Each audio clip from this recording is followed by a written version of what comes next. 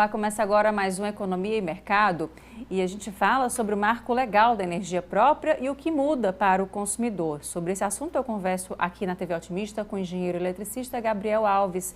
Gabriel, obrigada pela sua presença. Obrigado, agradeço. Fala um pouquinho sobre o que significa, né, o marco legal da energia e com relação ao consumidor, o que isso impacta? Pronto. O marco legal ele vem para mudar a forma como o mercado é legislado. Antigamente a gente tinha resoluções pela ANEEL.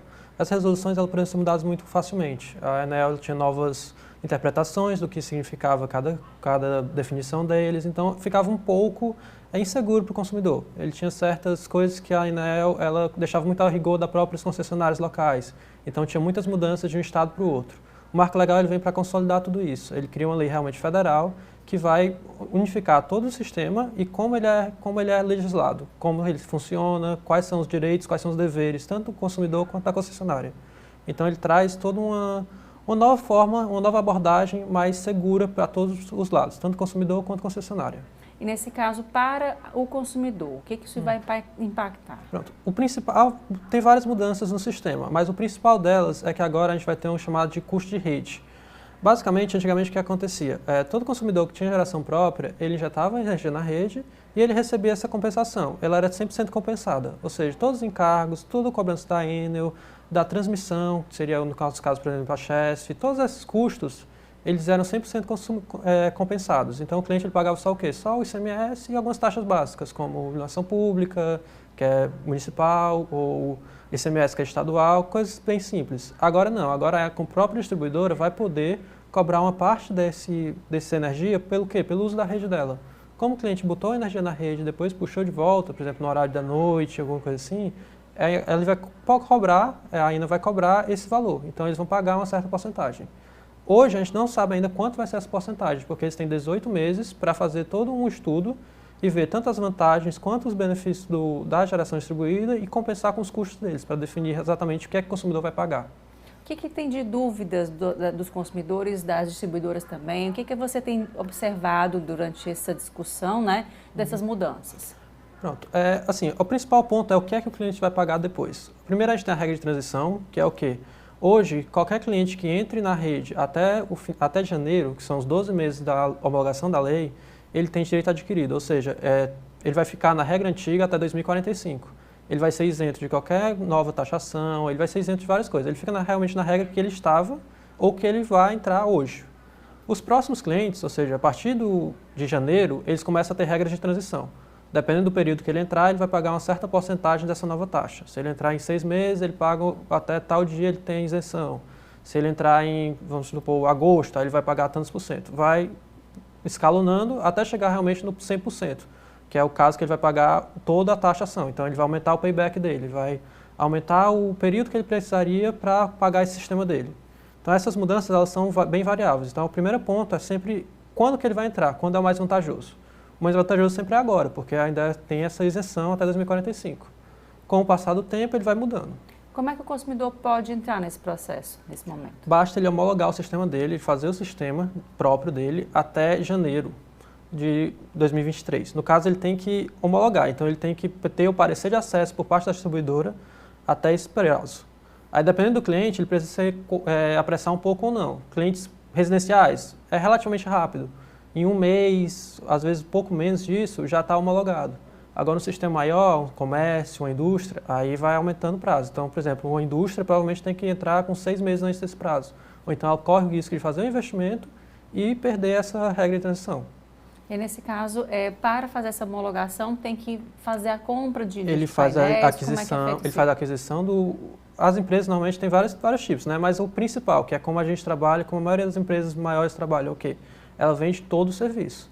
Kit, homologação, engenharia, toda instalação, todo pós-venda, ela faz um conjunto completo, porque isso é uma obra de engenharia muito complexa, que vai estar junto com a casa do cliente, ou então com um investimento muito alto. Então o que é que a gente faz? A gente faz o serviço completo e oferece para o cliente. Aí ele tem que adquirir todo o serviço e a primeira parte é o quê? É a homologação do sistema. Antes de mais nada, a gente faz o projeto de engenharia e envia para a Enel, ou para a concessionária, dependendo do local, para ela fazer a homologação do sistema. Aí com o parecer de acesso, que é quando a Enel diz que ok, esse sistema pode entrar na rede, é que a gente faz a instalação. Aí quando você tem esse parecer de acesso, você tem garantido que você vai estar nessa regra atual. Agora, Gabriel, o serviço que é feito por uma empresa específica, né? Para ter esse acesso, para poder ter essa homologação, não pode apenas comprar e instalar por si só, não, né? Não. A ANEEL ela é obrigada a verificar o quê? A condição dos equipamentos. Os equipamentos têm que ser homologados pelo Inmetro ou por algum órgão internacional. Então, eles têm que ser equipamentos realmente de procedência. Muitas pessoas compram da China, alguma coisa assim, esses equipamentos não vão ser instalados. Quando eu digo da China, né, é aquele site de importação um pouco menos técnicos, digamos assim, né? Porque a maioria das empresas são chinesas, mas elas fazem todo o serviço, elas têm toda a homologação internacional e tal. E tem as que são muito mais baratas, mas que não têm a homologação correta. Esses equipamentos eles não são permitidos, porque eles podem prejudicar a rede, ainda não vai aceitar, ou nenhum concessionário vai aceitar um equipamento que possa danificar os consumidores. Então, antes de mais nada, o equipamento ele tem que ser de qualidade. Além do equipamento, você tem que ter uma instalação que siga as normas da concessionária, as normas do fabricante, que são equipamentos de garantia de 20 anos, 25 anos. Então, se você faz algum erro na instalação, você perde toda a garantia desses 20 anos.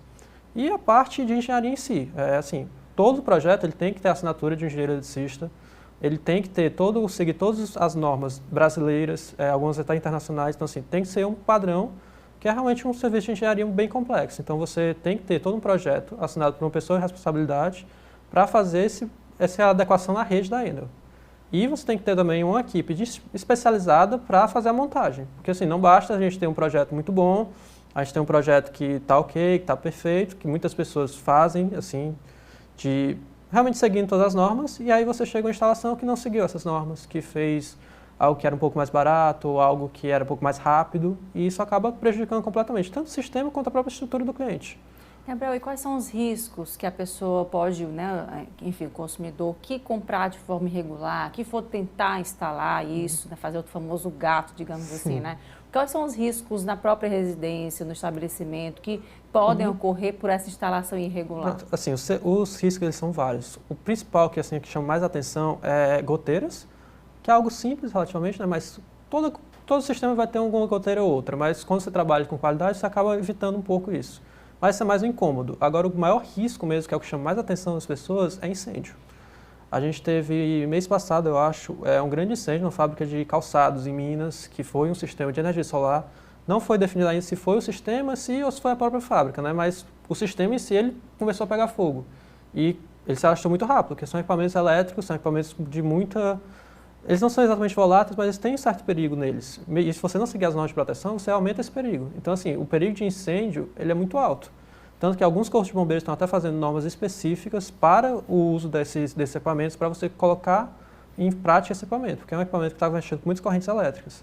Além disso, você tem os problemas de equipamentos internos. Você tem uma fábrica, por exemplo, e um equipamento desse é mal instalado, ele pode danificar maquinário, máquinas, fornos, coisas assim. Então, nesse caso, tem que ter muito cuidado, né, com isso. Para se fazer essa instalação, como é que é feito a questão das empresas, né? Como é que vocês trabalham junto a isso? Como é que tem sido a demanda, a procura tanto por empresas como pessoas físicas? Quem é o público de vocês? O público-alvo é todos, assim, em geral. Especialmente pessoas que consomem mais de 200 kW. Mas a partir de 200 kW, porque assim, abaixo de 200 kW é um investimento alto, que o financiamento bancário provavelmente não vai cobrir tão rápido. Mas acima de 200, 300 kW já se torna bem mais simples, digamos assim. Então, a partir desse valor em diante, até coisas bem grandes, assim, escolas, indústrias mesmo, tem todo tipo de equipamento. Esse projeto ele é muito específico, então o cliente chega, ele mostra a conta de energia dele, ele mostra qual é a necessidade dele e você faz um projeto para aquela necessidade. Então, ele é algo bem centrado no cliente. Ele pode ter todo tipo de cliente, ele vai ter um equipamento que vai servir a ele. Então, ele chegando a gente vê qual é a necessidade dele. Agora, Gabriel, com relação, por exemplo, a pessoa mora no apartamento, ela quer fazer porque ela gasta muito, enfim, tem home office, né? E aí passou a se trabalhar dentro de casa, digamos assim. Precisa ter uma energia a mais, né, no caso. E aí, como é que é feito? O prédio todo tem que adquirir? Não. Como é que é feito isso?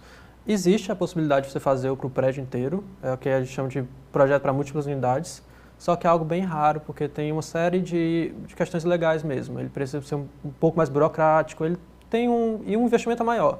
Então existem, mas são muito poucos no Brasil, em torno de 200, são relativamente poucos. qual é os mais comum, digamos assim? É você querer colocar no seu apartamento, você faz o que chama de autoconsumo remoto. Você coloca em algum outro local, uma casa de praia, uma casa de um parente, que esteja na mesma titularidade do seu apartamento, e aí você coloca os módulos naquele local para suprir tanto o local onde está instalado quanto o seu apartamento. Aí você faz o rateio, que você injeta o que sobrar daquele local, vai bater na sua residência. E aí, nesse caso, então, você faria numa casa, né? Você tem uma casa de praia, enfim, você faz na casa e já puxa para o seu apartamento. Para o seu apartamento, exatamente. Aí os créditos que sobrarem naquela casa, ele tem que ir para o apartamento. A única desvantagem é que você tem que colocar para os dois locais. Então, ele só vai para o seu apartamento que sobrar daquela energia do local. Agora, Gabriel, a pessoa que chega até ao trabalho de vocês e pede, olha, eu quero fazer, estou com a conta muito alta, minha situação aqui está difícil. Então, como é que vocês fazem? Esse tipo de projeto que é feito, quantas pessoas estão empenhadas nesse projeto? Como é que é feito na hora da prática de instalar? Quanto tempo se de fato começa a utilizar? Assim, o tempo que demora para você realmente começar a instalar, a gente normalmente fala 3 meses, que é o prazo que a gente normalmente bota em contratos, em financiamentos, 3 meses de carência para o cliente não pagar as 2 contas. Então, o prazo em geral que é falado é 3 meses, mas isso varia muito. Uma residência ela vai ser mais rápida que, por exemplo, uma indústria, que aí às vezes pode demorar 6 meses. Se for uma usina solo, que seja só um terreno só para essas placas, aí pode demorar ainda mais, depende muito da rede do local, de como está a rede do local. Assim, a equipe em si, ela é bem extensa, por quê? Porque a gente mexe com várias áreas. Assim que o cliente chega, primeiro vai ter uma área comercial, que vai tentar ver quais as necessidades dele, vai conversar com o cliente. Porque nem sempre o que ele quer é o que ele vai precisar. Pode ser que ele queira botar mais 5 ar-condicionados depois numa residência, e isso vai aumentar o sistema dele. Então, primeiro tem que ter toda uma conversa com o cliente para ver quais são as necessidades dele hoje, o que é que ele pensa no futuro, se ele pensa em expandir, no caso de uma indústria. Então, assim, são várias, realmente uma conversa. Aí depois a gente vai para a parte de engenharia. A gente tem uma equipe que vai no local, que faz todo o levantamento no local, faz toda uma análise 3D, uma análise de telhado, uma análise bem completa de todo o local e do que tiver ao redor. Qualquer equipamento que tem ao redor, qualquer árvore, qualquer prédio, pode fazer o sombreamento naquele local. Então a gente precisa fazer todo um levantamento do local em si. Aí depois a gente tem toda a parte tanto de financiamento bancário quanto de engenharia para fazer o projeto quando o cliente tiver feito. E depois a gente tem a parte de instalação, que aí é uma equipe bem grande, que são várias equipes para vários locais do estado, então é uma equipe bem robusta para fazer as instalações em cada cliente o mais rápido possível. Assim, na medida que a gente recebe o equipamento, a gente já tenta instalar o mais rápido possível para agilizar esse processo, para a gente começar a receber o mais cedo possível essa energia. E você ainda tem o último passo, que é o pós-venda. É um equipamento de 25 anos, que a garantia ele dura 40 anos, mas a garantia são 25. Então você tem que ter um acompanhamento depois, tem que estar com o cliente acompanhando depois todo esse processo. Então acaba que é uma equipe bem robusta, especialmente de engenharia, especialmente equipe técnica. E aí, nesse caso, como é que é o trabalho de vocês? Você falou na pós-venda, né? Como é que é o trabalho de capacitação dessas pessoas para poder fazer esse trabalho de pós-venda também, de suporte ao consumidor a partir do momento que ele já faz a compra? Pronto. Todo o equipamento que a gente utiliza, a gente tem um aplicativo de monitoramento, que o cliente vai poder ver como está o sistema dele e a gente vai ver também. Então, o que é que a gente faz? A gente tenta ficar acompanhando, ver se teve algum problema, se a geração está de acordo com o que a gente prometeu, com o que a gente calculou, porque a gente faz esses cálculos do que é que vai gerar com base em um software bem robusto, que ele faz toda uma análise do local, que ele fez toda a geração atmosférica dos últimos 20 anos, 30 anos. Então, a gente tem uma base muito bem sólida do que é que está acontecendo ali, do que é que a gente espera ali. E é isso que a gente diz para o cliente, vai gerar tantos quilowatts-hora por mês. Aí depois a gente vai acompanhando para ver se realmente está gerando. Se não estiver gerando, pode ser que tenha algum problema no local. Pode ser que tenha uma árvore que tenha crescido, a gente não tenha descoberto. Pode ser que tenha um ninho de pássaros, alguma coisa assim. Alguma coisa que está afetando o sistema. Então a gente tem que ver realmente o que é que está acontecendo. Pode ser que a rede da própria concessionária esteja ruim. Então assim, são vários pontos que a gente tem que ficar acompanhando por um tempo para verificar, tá ok. Porque não basta simplesmente a gente instalar o sistema, a gente tem que saber também como que ele está funcionando. E a gente também tem que dar uma olhada na questão das faturas da concessionária. Porque pode ser, por exemplo, que o cliente não esteja sendo atendido 100%, pode ser que tenha tido um erro de leitura, pode ser que o medidor dele esteja um problema. Então, são várias coisas que a gente fica acompanhando. A gente tenta pedir para os clientes passarem as faturas para a gente dar uma olhada, verificar se está ok, se não teve nenhum erro, alguma coisa assim. Ok, Gabriel, obrigada pela sua presença. Até uma próxima oportunidade. Obrigado, agradeço. Obrigada.